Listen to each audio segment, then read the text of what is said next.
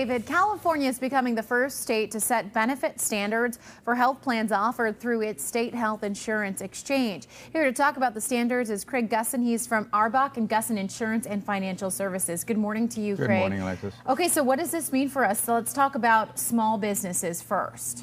Well, come January 2014, small businesses, along with individuals, are going to have their plans changed because they have to be part of what California has come up with the plans. They have the platinum, gold, silver, and bronze plan. Platinum and gold, basically, it won't have deductibles.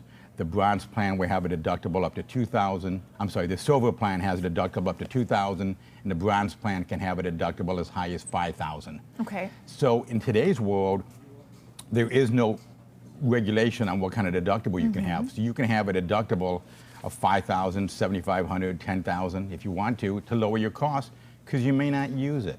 So since it's becoming so expensive, a lot of businesses are going to have to say, I can't provide my employees with health insurance, basically leaving the employees high and dry. Right, because what's going to happen is a lot of businesses, mainly it's businesses that are the Xeroxes, the Caterpillars, the real big companies.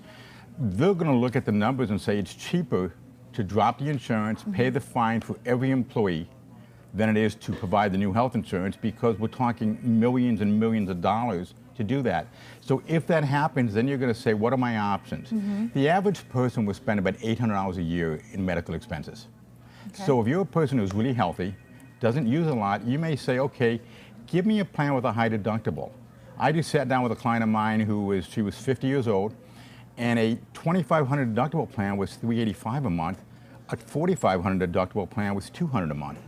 Huge difference there. Huge difference. And with the $4,500 deductible, once she hit that, all expenses were paid 100%. I guess the problem is that if you do have a medical emergency and your deductible is so high, you can't afford to pay for it, then what do you do? In that situation, you can set up a payment plan with the hospitals and they will work with you. But what we talk about is the plan. Just to give you an example, you could put the difference into a health savings account, which is like a medical IRA, and it helps you lower, put that money away and you can use it for medical or dental or vision on a pre-tax basis. And the education part is everything that we pay out of pocket for medical expenses are after tax. If you can pay with pre-tax, that lowers your tax bracket. So there's different ways to do it. And our goal as agents is to educate you on how you can do it to save money. And it's going to be a big deal in the next 12 to 18 months of how do we redo a plan to save money. Okay, so best advice right now is get yourself educated. Talk to someone who can help you figure this out before we get to January. It is. I'm spending most of my time right now, the next 12 months, getting educated. And if you don't have an agent, talk to somebody at the San Diego Association of Health Underwriters. They can contact me, I can refer them to somebody, or I can help them. And we can educate you on what's going to happen this year and next year.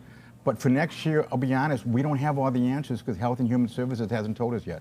All right, well then, more to come on that, definitely. Craig Gussin, thank you so much for your pleasure. time this morning.